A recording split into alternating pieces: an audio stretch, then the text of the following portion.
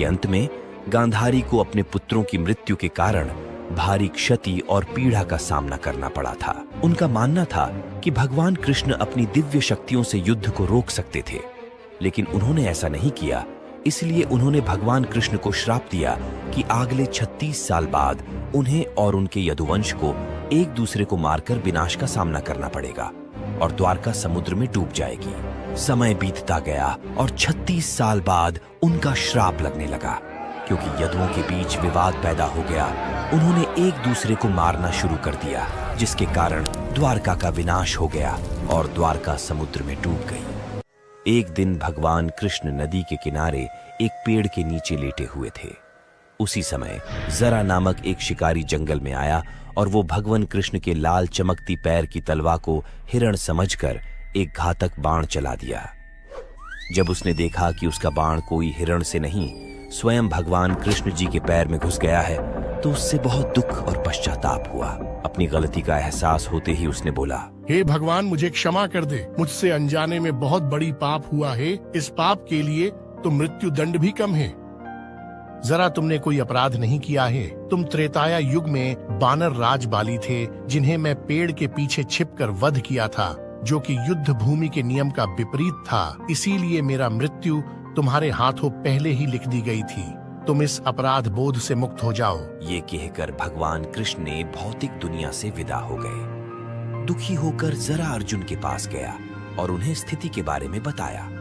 यह सुनकर अर्जुन ने गहरे दुख के साथ भगवान कृष्ण के अंतिम संस्कार किए। उनका पूरा शरीर राख में बदल गया, सिवाय उनके हृदय के, जो जीवंत और दिव्य था। अर्जुन ने हृदय को एक लकड़ी के तख्ते पर रख दिया और उसे नदी में प्रवाहित कर दिया। हृदय नदी में बहता रहा और बहुत समय बाद वह ओडिशा के महानदी तट पर पहुंच गया। वहां सब्र नामक एक आदिवासी समुदाय था। विश्वाबासु आदिवासी समुदाय का प्रमुख था। उन्होंने भगवान कृष्ण के हृदय को पाया, जिससे दिव्य चमक निकल रही थी। विश्वाबासु ने इसकी दिव्यता को समझा और एक गुप्त गुफा में नील माधव की मूर्ति के रूप में इसकी पूजा करते रहे। आदिवासी समुदाय के अलावा किसी को इसकी जानकारी नहीं थी। उस समय अवंती में इंद्रद्युम्न नाम का एक राजा थे। वह भगवान विष्णु के बहुत बड़े भक्त थे। हमेशा दिव्य देवता के एक झलक पाने के लिए उत्सुक रहते थे। एक दिन एक भटकता हुआ ऋषि उनके महल में आए और राजा से बोले, राजन, ओडिशा में भगवान विष्णु की पूजा नील माधव के भव्य रूप में की जाती है। आपको ओडिशा के भीतर इस पवित्र स्थान का सटीक स्थान अवश्य खोजना चाहिए। राजा इंद्रद्युम्न बहुत प्रसन्न हुए और उन्होंने तुरंत ब्राह्मण पुजारी विद्यापति को ओडिशा जाकर नील माधव की खोज करने का आदेश दिया। राजा के आदेश का पालन करते हुए विद्यापति ओडिशा की यात्रा पर निकल पड़े।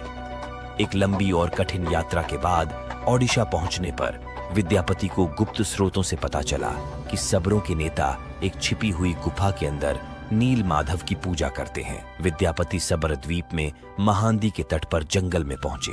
सब्र राजा विश्वाबासु ने विद्यापति की अगवानी की। विद्यापति ने विश्वाबासु से कहा, महाशय, कृपया मुझे दिव्य पूजा का स्थान दिखाएं। मैं यहाँ बहुत विश्वास के साथ आया हूँ। मुझे माफ करो, मैं तुम्हें उस स्थान पर नहीं ले सकता। अब मैं क्या करूं? यदि मैं इस प्रकार लौट गया तो राजा को क्या उत्तर दूंगा? मुझे कोई दूसरा रास्ता खोजना होगा।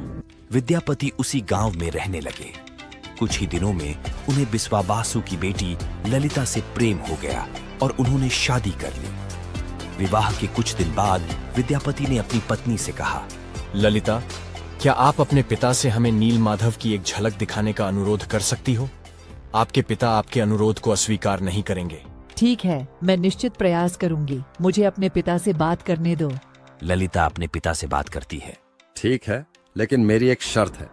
विद्यापति अपनी आंखों पर पट्टी बांध कर जाएंगे। विद्यापति ने शर्त मान ली, लेकिन चतुराई से कुछ सरसों के बीज अपने साथ ले जाते हैं। रास्ते में छिपी हुई गुफा का रास्ता याद रखने के लिए सरसों के बीज को गिराते हुए जाते हैं। गुफा में पहुंचकर विद्यापति ने नील माधव की दिव्य छवि देखी और मंत्रमुग्ध हो गए। गुफा से लौटकर विद्यापति ने राजा इंद्रद्युम्न को सारी बात बताई। कुछ महीनों के बाद विद्यापति ने गुप्त गुफा के रास्ते में जो सरसों के बीज बिखेरे थे, वे अंकुरित होकर पौधे बन गए। राजा विद्यापति के साथ सरसों के पौधों के पीछे पीछे नील माधव की दिव्य मूर्ति देखने गए। गुफा पर पहुंचने पर उन्हें वहां कुछ नहीं मिला। नील माधव गायब हो गए थे। निराश होकर राजा इंद्रद्युम्न महल में लौट आए। उस रात भगवान विष्णु उनके सपने में आए और बोले, इस संसार में मैं तुम्हें नील माधव के रूप में दर्शन नहीं दे पाऊंगा। तुम पुरी सागर तट के पास जाओ, एक दारू तैरता हुआ आएगा। मैं एक बहुत बड़े सुगंधित लाल रंग के लकड़ी के लट्ठे के रूप में प्रकट होऊंगा। उस लकड़ी के लट्ठे में सर्वत्र शंख, चक्र, गदा और पद्म के चिन्ह दिखाई देंगे। उस लट्ठे को बाहर लाओ और उससे 3 मूर्ति बनाओ, तब तुम मेरी आराधना कर सकोगे। राजा इंद्रद्युम्न ने इस संदेश का पालन किया और पुरी के समुद्र तट पर पहुंचे, जहां उन्हें वास्तव में एक तैरता हुआ लकड़ी का लट्ठा मिला। लेकिन राजा के सेवकों के अनगिनत प्रयासों के बावजूद कोई भी लकड़ी के लट्ठे को नहीं उठा सका। आखिरकार आदिवासी नेता बिस्वाबासु की मदद से लकड़ी के लट्ठे को महल में लाया गया, लेकिन कोई भी कुशल कारीगर उस लट्ठे से नील माधव की मूर्ति नहीं बना सका। हे राजन, ये लकड़ी इतनी मजबूत है कि इस पर हमारे किसी भी हथौड़े और छीनी का कोई असर ही नहीं हो रहा है। हमें माफ करें, ये काम हम नहीं कर सकते। जब यह कार्य असंभव हो गया तो भगवान विष्णु फिर से राजा इंद्रद्युम्न के स्वप्न में प्रकट हुए और बोले, राजन, देवताओं के दिव्य शिल्पी विश्वकर्मा की आराधना करें, वह इस कार्य को अवश्य पूरा करेंगे। भगवान विष्णु की सलाह के बाद राजा इंद्रद्युम्न ने दिव्य मूर्तिकार विश्वकर्मा से प्रार्थना की। तभी एक बूढ़े बढ़ई के रूप में विश्वकर्मा प्रकट हुए और उन्होंने